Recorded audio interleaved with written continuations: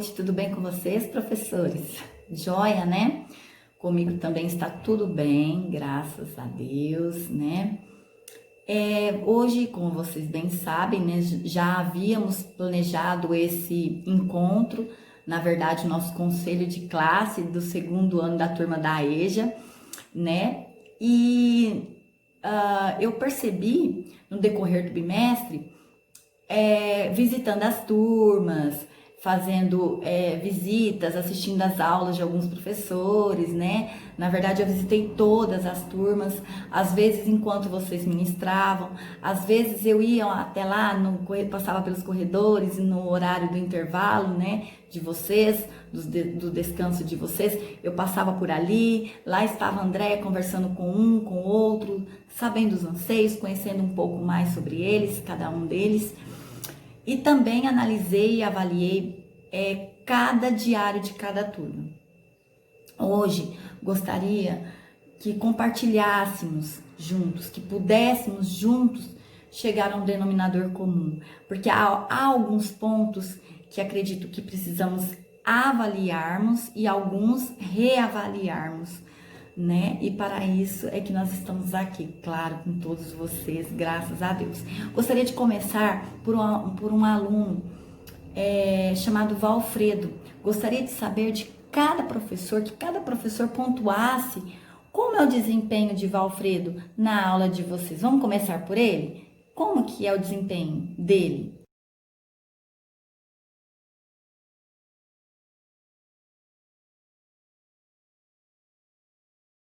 Ixi, começamos bem essa reunião de conselho de classe. Falar da vida escolar do senhor Valfredo na disciplina de geografia é um assunto delicado. Na verdade, eu nem sei por que o velhinho vem para a escola. Estudar nessa idade para quê? Contar historinha pros anjos no céu? O velhinho já tá com o pé na cova, gente. E outra coisa, no meu exame da semana passada, ele mal colocou o nome na prova e já caiu no sono. Acho que ele pensou que ia acordar e a sua prova estivesse toda completa, como no passe de mágica, nos filmes de fantasia. Ou seja, na disciplina de geografia não tem produtividade, não tem rendimento, não faz nada, não aprende. Não sei o que nós podemos fazer para estar articulando os saberes desse senhor. Tá difícil. Eu quero ajuda. Eu concordo plenamente com o senhor, professor Sebastião. O Valfredo, ele é um peso morto nas minhas aulas. Ele não consegue acompanhar o andamento da turma e ele só atrapalha. Eu vou te falar, viu? Se eu não tivesse ele, eu tenho certeza que eu já teria avançado muito mais com a minha turma. Aliás, para que a gente tem que trabalhar com o EJA nessa escola? Era tão melhor quando a gente trabalhava só com os alunos normais. Eu tô tão cansada. A gente tem que ensinar tudo para esses alunos. Todos os dias eu tenho que voltar todo o conteúdo, porque eles não conseguem fazer nem as contas mais básicas. Não fazem atividade de casa, falam sempre que estavam trabalhando, que estão cansados. Imagina, se todo mundo fosse usar essa desculpa. Eles não fazem nada entre meia-noite e 6 da manhã. Por que não esforça um pouco mais para fazer as atividades? Matemática se aprende assim. Eu tenho até pena, viu, de ver a sair logo da escola, que eu não sei o que vai fazer com diploma a essa altura da vida, não é verdade? Boa noite a todos. Primeiramente, eu gostaria de pedir desculpas ao professor Sebastião e à professora Maria Tereza por discordar de seus apontamentos, visto que o senhor Valfredo é um dos alunos mais participativos e que mais tem superado e avançado nos conteúdos.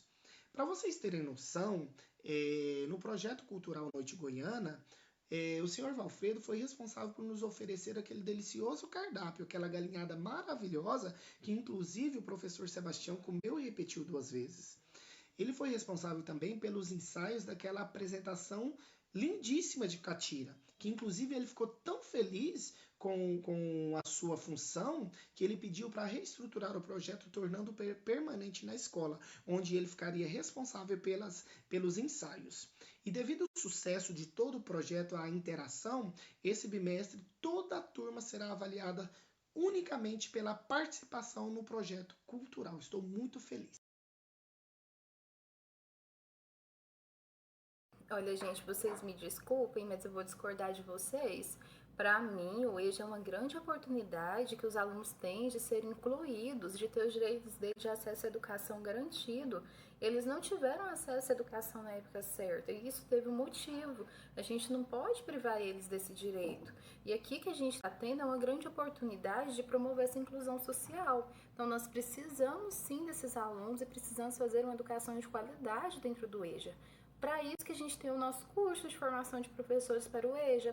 Vocês ainda não concluíram, mas eu concluí o meu curso e a minha prática mudou completamente depois das aulas que eu fiz lá. Até a minha prática de registro, e a prova tá aqui, ó. Eu tô com o meu caderninho com a anotação de todos os alunos e onde eu tenho acompanhado o desempenho de cada um e tenho visto que eles melhoraram bastante. O senhor Valfredo, por exemplo, aqui nos meus registros, a gente desenvolveu um trabalho com a turma deles na aula de História.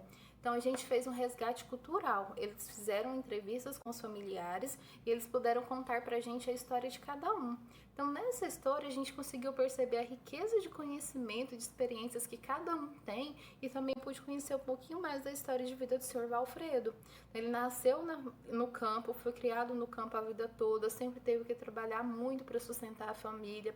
Depois ele casou muito cedo, teve 5 filhos, perdeu a esposa no parto do 5º filho, então ele teve que criar os filhos sozinho. E aí, recentemente, já nessa idade avançada, que ele teve que lutar contra o câncer. E ele já tinha desistido da vida e queria entregar os pontos. E os filhos dele pediu para ele poder voltar a estudar, que era uma oportunidade que ele tinha de realizar o sonho dele de ser técnico em enfermagem. Que o sonho dele é esse. Então, a escola vai fazer sentido para a vida dele. Eu não sei como vocês têm trabalhado com as avaliações de vocês, mas eu tenho pensado muito no perfil da turma, porque ela é composta de trabalhadores.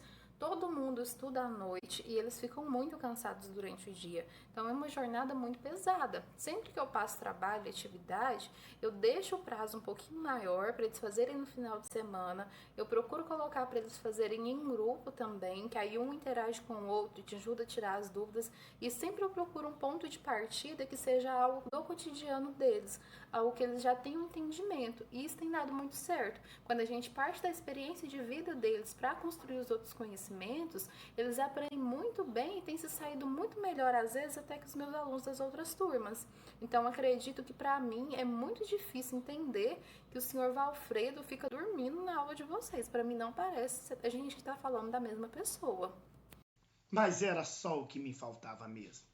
Vocês acabaram de chegar na educação, aprovados no concurso do ano passado, me chega aí com essas supostas metodologias inovadoras de que trabalhar com projeto, com registro e com observação, que isso vai interferir na aprendizagem dos alunos.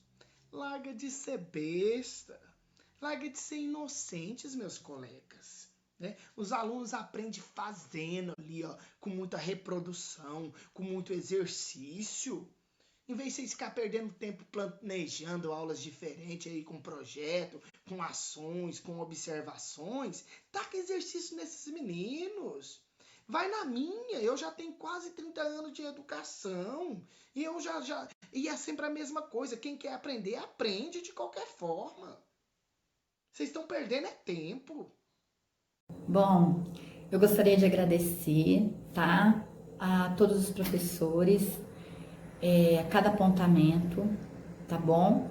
Mas antes de iniciar minha fala, eu gostaria de iniciar falando uma fala de um autor que eu prezo muito, que eu me identifico muito e que faz parte da minha vida, na minha prática docente no cotidiano educacional, que é do nosso educador brasileiro Paulo Freire, né? A gente pensa melhor quando a gente pensa a partir do que nós fazemos, da nossa prática. O que significa isso? Ação, reflexão e ação. Primeiro nós pensamos, fazemos. Depois nós pensamos novamente a partir daquela ação, não é? Então, isso nos leva a várias questões. Então, agora eu vou começar a falar, a pontuar, né? Dizer para vocês que daí a importância do registro, bem como a professora Jéssica disse, bem como o professor Fabrício pontuou, o registro, ele é tão fundamental porque ele expressa o que nós, professores, estamos ali vendo, analisando no dia a dia, no decorrer do tempo. E nós precisamos, a partir daí, professores, sermos professores observadores. Mas, Andréa, o que é ser observador? Para que registro? Vamos lá, eu gostaria de abranger melhor com vocês. Observar melhor é conhecer melhor. Porque quando eu conheço melhor, eu vejo para além, né? Eu vejo para além. Um exemplo bem categórico de registro e de professor observador é o professor alfabetizador. Vou dar um exemplo aqui claro. O professor alfabetizador, ele faz o quê? Um diagnóstico, não é? E nesse diagnóstico, ele pontua se a criança, a partir do momento que ele fez o diagnóstico, ele pontua se a criança ela é pré-silábica, ela é silábico sem valor sonoro, ela é silábico com valor, ela é silábico alfabético ou alfabética. Então, ela consegue pontuar tudo isso. Ela coloca a data e dali um mês, ou menos de um mês mesmo, dependendo do professor, ela faz um outro para reavaliar, para pensar novamente em sua prática, para ter ação, reflexão e ação, né? Voltamos lá no nosso Paulo Freire. Então, observar vai para além. Observar é você questionar, você ser questionador, você ser curioso, você ser estudioso, você envolver algumas ações como o pensar, o classificar, o selecionar, o ordenar, o comparar. Você tem que ter tudo isso para você ter um paralelo. E o porquê, né? O mais importante desse registro para nós, para termos como um registro para nós como um documento, porque sabemos que precisamos disso. Mas para além, no sentido do próprio aluno, principalmente da nossa turma, que é a EJA.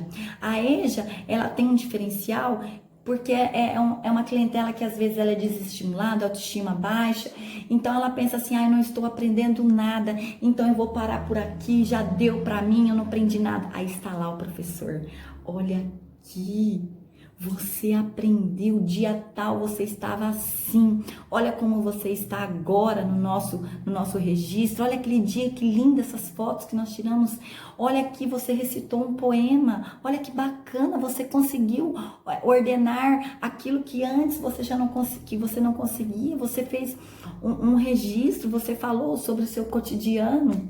E o que eu achei mais maravilhoso enquanto vocês falavam, os professores, a Jéssica e o Fabrício pontuou sobre falar da própria diversidade cultural, que eu participei, inclusive, da aula da professora Jéssica, de trazer algo, o registro, ele dá esse aparato para nós professores, porque você traz à realidade aquilo que a sua sala precisa de verdade. Olha, a Jéssica percebeu que eles estavam precisando algo de diversidade cultural, então ela trouxe um projeto. Olha que bacana, eu uso o registro para depois montar um projeto em cima daquilo que eu vejo, a necessidade que eu vi, eu percebi, eu analisei. Então, ela criou o projeto da diversidade cultural, enquanto o Fabrício criou o projeto das profissões. Olha que bacana. Ele percebeu que se cada um falasse um pouco sobre a profissão, eles teriam que falar, eles teriam todo o aparato de falar, de ter, de questionar, de dialogar e de se vestir, né? E desfilaram e arrasaram e fizeram várias coisas, também tiveram momentos de outros projetos. Isso por quê? Tudo por conta do registro. Então você aprende mais, o aluno aprende mais com aquilo que ele mesmo mostra, e através do registro eu vou percebendo aquilo que ele precisa. Outra coisa também que eu observei foi no outro projeto que a professora fez, a professora Jéssica, sobre os bairros, que eles foram para além, eles utilizaram várias coisas, suportes que ali a gente nem esperavam que eles fossem apresentar e, no entanto, fizeram. E outra coisa fundamental, principalmente para a turma da EJA, trabalhar em grupo, estimula, faz eles criarem um lado questionador, um lado de parceria, de um internalizar e um falar, o outro ouvir, o outro tem mais atitude em responder, porque ele tem mais liberdade, dá voz aos alunos, ouvi-los, dialogar e projetar a eles a responsabilidade daquilo que eles fazem parte, que é do próprio mundo deles.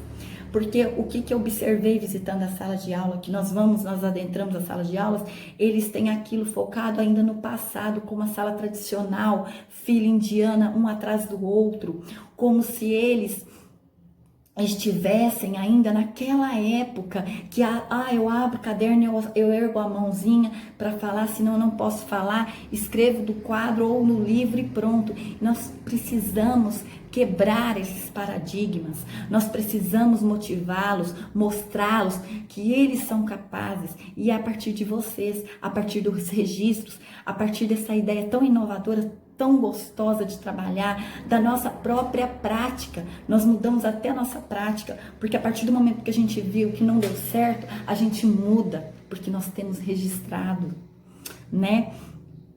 E isso é tão bom que eu gostaria de deixar para vocês 4 questionários, 4 perguntinhas que vocês podem fazer diariamente no decorrer da semana.